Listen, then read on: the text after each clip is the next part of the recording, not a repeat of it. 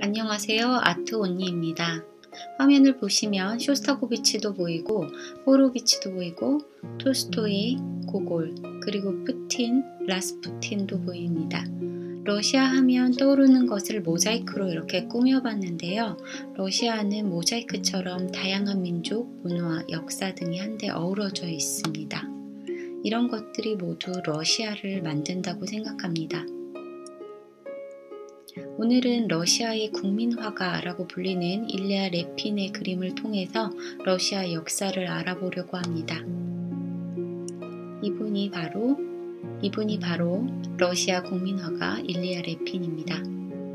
레핀이 그린 대표적인 작품들입니다. 먼저 한 작품을 보겠습니다. 호탕하게 웃고 있는 한 무리들이 보입니다. 중간에 누군가 편지를 쓰는 사람이 보이는데 머리에 붕대를 맨 사람도 있고 바로 옆에는 훈남 병사도 있고 너무 흥분한 나머지 주먹을 쥐고 있는 옆 사람의 등을 내리치는 사람도 있습니다. 그 옆에 담배를 피며 해맑게 웃고 있는 노인도 보이네요. 구성원들을 자세히 보면 하나하나 캐릭터가 매우 살아있는데요. 폐잔병으로 보기에는 웃음이 너무 호탕해 보이고 그렇다고 잘 정비된 군인들로도 보이지 않습니다. 나이도 행색도 가지각색입니다.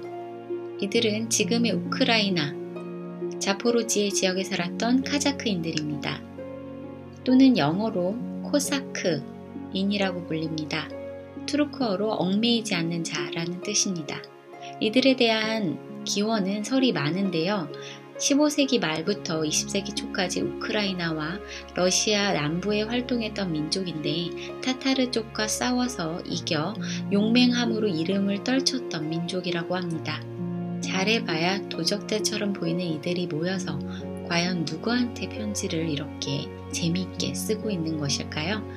이들은 오스만 투르크의 술탄에게 조롱의 답장을 보내고 있는 중입니다. 술탄이 편지를 보내서 자신의 통치하에 들어오면 보호해주겠다 라고 회유를 했는데 이들은 유쾌하게 웃으면서 거절과 조롱의 답장을 쓰고 있는 것이죠. 레핀은 이 에피소드를 듣고 카자크인들에게 금방 매료되었습니다. 10년 후 실제 카자크인들이 살았던 우크라이나 지역 드네프르 강가에 가서 그들을 직접 만나기도 합니다. 그는 수많은 스케치를 통해서 이 대작을 구성했습니다. 이 이야기의 배경은 우크라이나입니다. 레핀은 이 그림을 약 12년에 걸쳐서 그렸는데 러시아의 역사에서 우크라이나는 상당히 중요합니다. 바로 러시아의 실질적인 모태인 키예프 공국이 우크라이나 키예프를 중심으로 생겨났기 때문인데요. 러시아 역사를 살펴보도록 하겠습니다. 러시아 역사는 그 광대한 영토만큼이나 주변국들로부터 영토를 지키거나 빼앗으면서 숱한 전쟁을 해왔습니다. 실제로 러시아의 역사는 피해 역사라고 불려도 무방할 정도로 많은 사람들의 희생이 있었습니다. 이 색이 없는 부분은 소련 전의 러시아 제국의 영토이고요. 색깔이 들어가 있는 부분이 러시아 인근의 우크라이나를 포함한 동유럽과 북유럽입니다. 바이킹족의 후예인 러시아는 볼가강, 드네프르강, 돈강 유역에 정착을 했는데요. 구체적인 기원은 9세기 키예프 공국에서 찾을 수 있습니다. 이 지역이 키예프 대공국인데요. 우크라이나의 수도인 키예프를 중심으로 세워진 국가입니다. 당시 고만고만한 도시 국가가 큰 강을 중심으로 세워졌는데 가장 강력한 도시국가를 형성한 키예프 대공인 블라드미르 1세는 다른 도시국가를 모두 통치하려면 권력의 정당성이 필요하다는 사실을 깨닫습니다. 그 정당성은 종교를 통해서 이루어집니다. 블라디미르는 사신을 보내 유대교, 이슬람교, 콘스탄티노플의 기독교 등을 두루 정찰합니다. 그 중에 가장 마음에 들었던 콘스탄티노플에서 기독교를 들여와서 자신을 신의 대리인으로 자처하게 됩니다. 그리고 마침내 종교를 이용해 주변 도시 국가를 통일합니다. 하지만 블라드미르 사후에 키예프 공국은 혼란에 휩싸이게 됩니다. 그의 아들 슈바트 폴크가 권력을 독점하기 위해 다른 형제인 보리스와 글라프를 죽이는데요.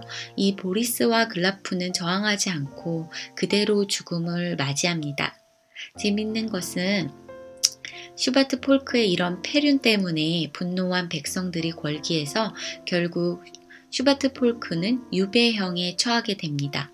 이후 러시아 정교회는 보리스와 글라프를 성자로 추대하게 되는데요.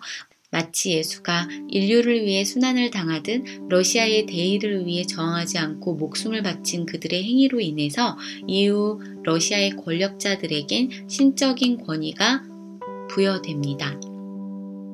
하지만 시간이 지나면서 키예프 대공국은 여러 공국으로 분열됐고 주변 유목민의 침략을 받는 등 쇠퇴하다가 마침내 몽골 제국에 의해 1240년에 멸망하고 맙니다.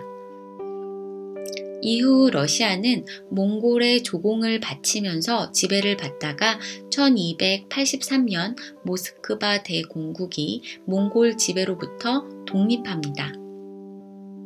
이후 모스크바 대공국은 다른 러시아 국가들을 복속시키면서 영토를 확장시킵니다. 1547년 이반 4세가 러시아의 차르국의 건국을 선포합니다. 러시아 대공국은 러시아 차르국으로 재탄생하게 됩니다. 이반 4세는 차르국의 기틀을 잡고 영토 확장에 나름 성공을 했지만 반대편에 대한 숙청과 공포 정치 그리고 백성들에 대한 포갑으로 악명이 높습니다.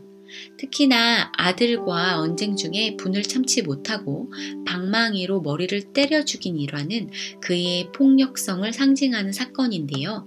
일리아 레핀도 이 사건을 아주 드라마틱하게 화폭에 담았습니다. 레핀은 1881년 모스크바 음악의 밤에서 림스키-코르사코프의 복수라는 작품을 듣고 이 그림을 구상했다고 합니다.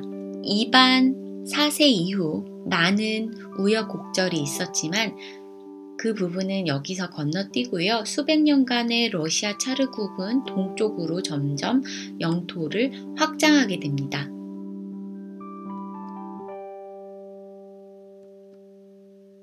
이렇게 빠르게 확장하게 됩니다. 그러다가 1721년 퓨트르 1세가 서구화를 추진하고 러시아 제국을 수립하면서 러시아 차르국은 러시아 제국으로 바뀌게 됩니다. 여기서 황녀 소피아를 이야기하지 않을 수 없는데요. 소피아는 퓨트르 대제 이복 누이로 퓨트르 대제가 어렸을 때 섭정했을 만큼 야심이 아주 큰 여성이었습니다.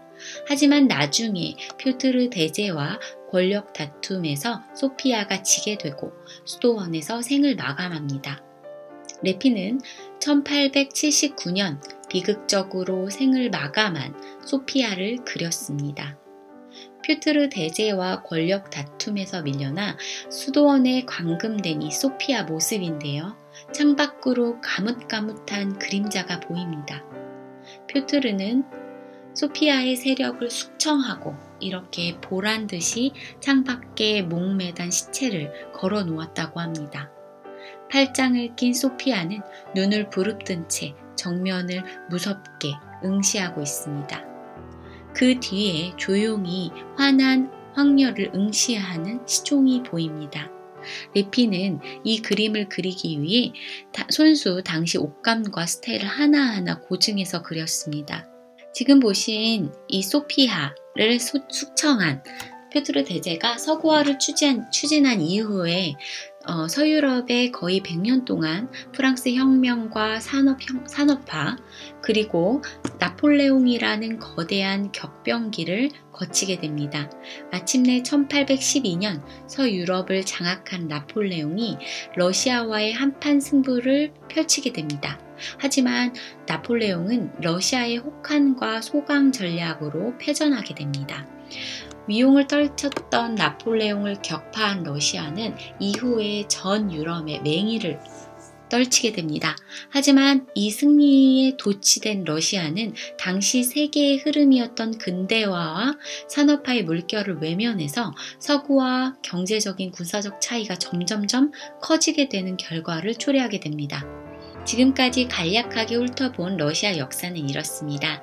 우크라이나 키예프 중심으로 생긴 최초의 이 키예프 공국에서 동방 정교회가 받아들여져서 러시아의 정신적인 기틀을 잡았고, 모스크바 공국은 몽골 제국 및 주변 국가들의 끊임없는 전쟁에서 끝까지 살아남았습니다.